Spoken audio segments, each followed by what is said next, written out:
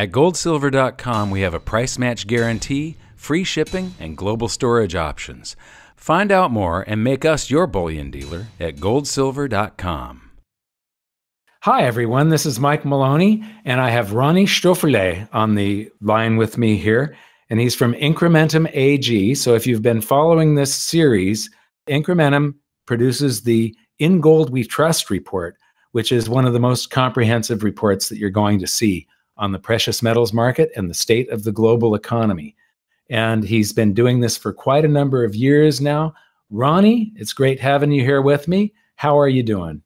Very well, Mike. How are you? Good. I think we'll just jump right into it because, people have been following this. So we'll skip any small talk here and go right to page 35, where you have gold ETF holdings. So ETF stands for exchange traded funds.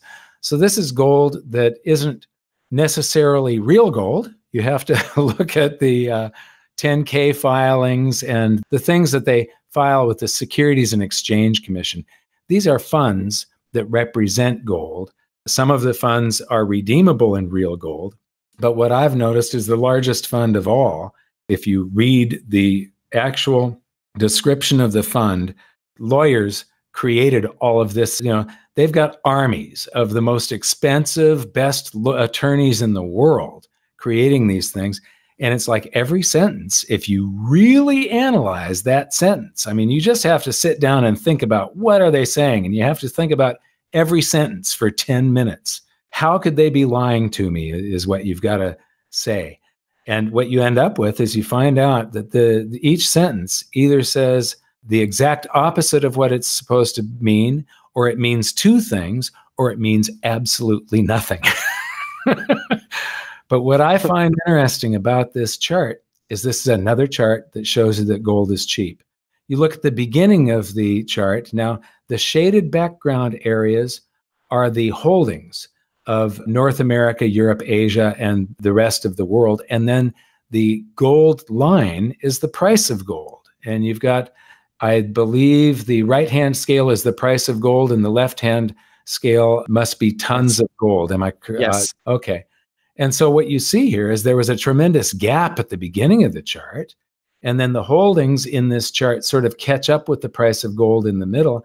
But right now, mostly because of European buyers, not as much the United States, the gold holdings are exceeding the price of gold. And what's amazing is with all this demand, why is the gold price still not setting record highs? I don't understand. But what I do see here is that the lighter blue area is the area that has expanded most since 2015 or so. Since the peak in 2012 all the way to 2015, the blue air, the spread between the dark blue and the light blue is a certain quantity, and then it starts to grow. And right now, European holders of gold, it's almost the same as the North American holders of gold. So what's your story on this chart? Well, I think it's no coincidence that Europeans are buying, because over here, we've got zero interest rates or even negative rates, while in the US, we're just on the way down. So actually, back in the days, I remember I heard the same old stories all the time. You cannot eat gold, and gold doesn't pay any interest. And now you have to say, compared to most bonds and rates, actually gold is a high yielding asset with with having no yield, basically. So 10% per year, global average of 10% per year. It's a very high yielding asset for this. Absolutely. But there is more than stocks, more than bonds. So yes, you're correct. So you think that's the reason Europeans are starting to rush? I think, Mike, we travel quite a lot, my partner Mark and I, and we meet clients from all over the world. We talk to institutional investors, we talk to central bankers, we talk to retail investors, we talk to Uber drivers, to bartenders, whatever.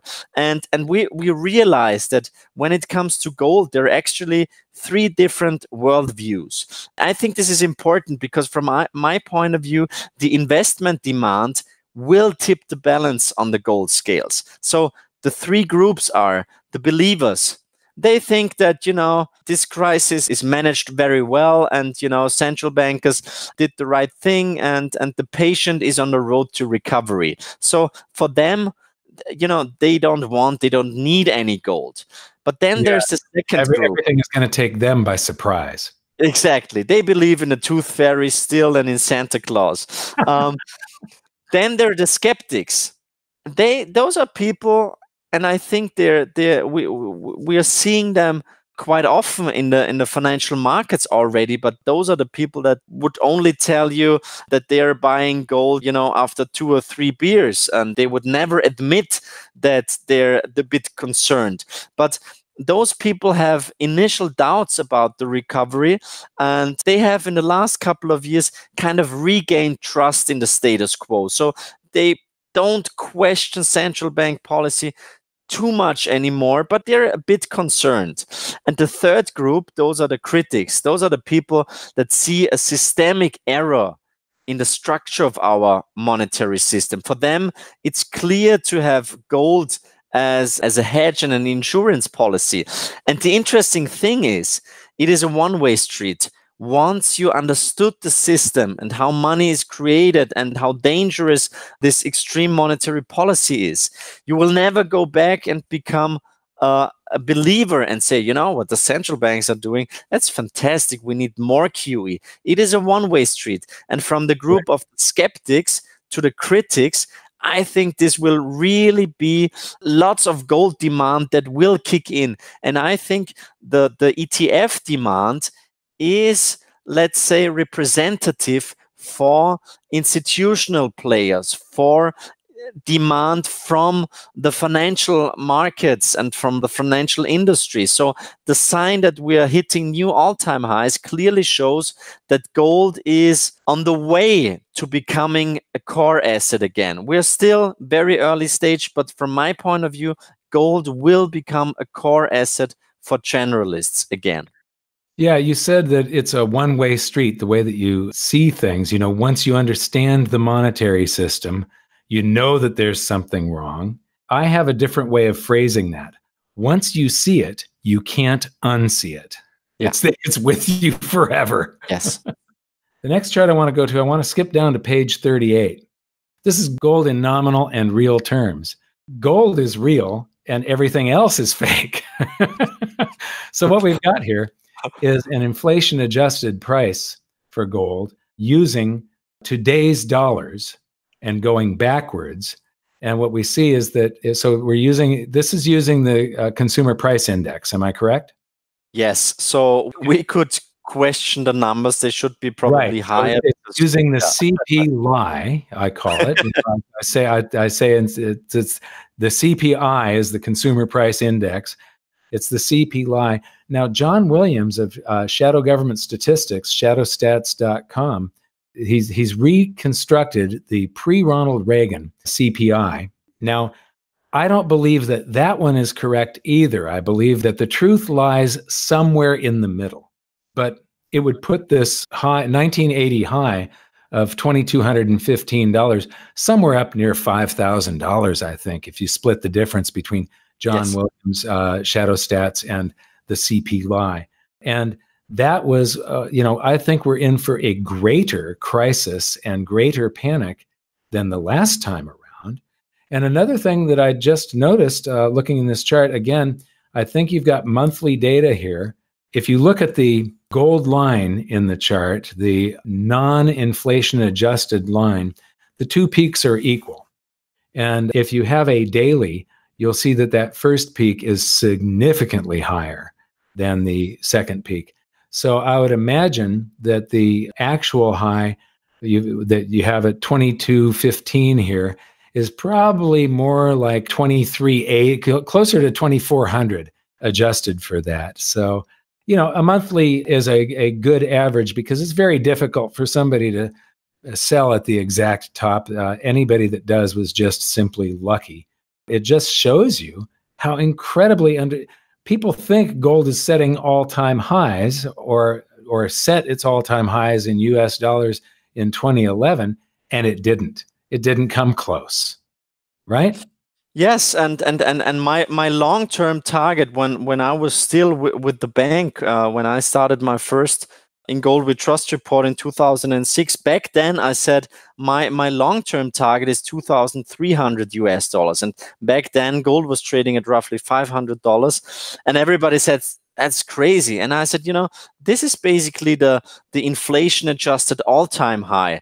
And normally within the course of a bull market, the inflation adjusted all-time high gets taken out. So Yes.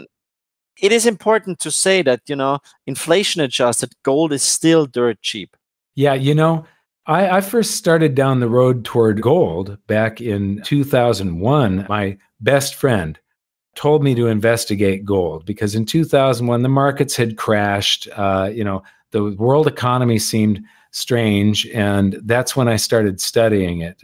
I started buying in 2002 with the spot price of gold was about $315 an ounce. And then I discovered silver in April of 2003, and I believe it was $4.30 at that time. And I discovered how undervalued silver was compared to gold. And I started buying silver instead, but I started buying both. I started telling everybody, you got to buy gold. You know, gold is 315, 330, 350, 400. I'm going, you got to buy gold. You got to buy gold. And they go, you're crazy. That's the worst investment you could make. It's been going down for 20 years. And I go, exactly. It's been going down for 20 years. Don't you get it? And they don't get it. They just did not get it. None of those people. Well, actually, there was one of them that I did convince, and man, was she grateful because she was able to buy gold under $400 and still has that gold today.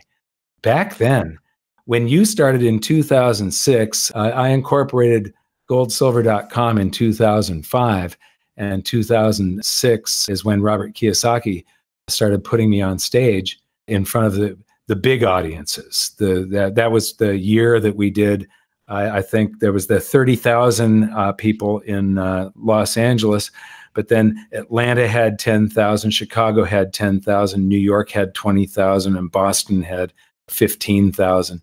So I spoke to a lot of people live in 2006. So yeah, it's interesting that our careers started, you know, close to the same time. And so I want to tell everybody to look down in the video description and click the link to Ronnie's website. Go to Incrementum. You can download this report. Make sure you subscribe to our channel and click that little notification bell so that you get a notification of the next video in this series when it comes out. Ronnie, thanks so much for being here. Thank you, Mike. It's a pleasure. Okay. I thank everybody else for listening and for watching this video. Thanks a lot. We'll see you next time. goldsilver.com, price match guarantee, free shipping, global storage options, phenomenal customer service. Get the best-selling book, Guide to Investing in Gold and Silver, for free at goldsilver.com.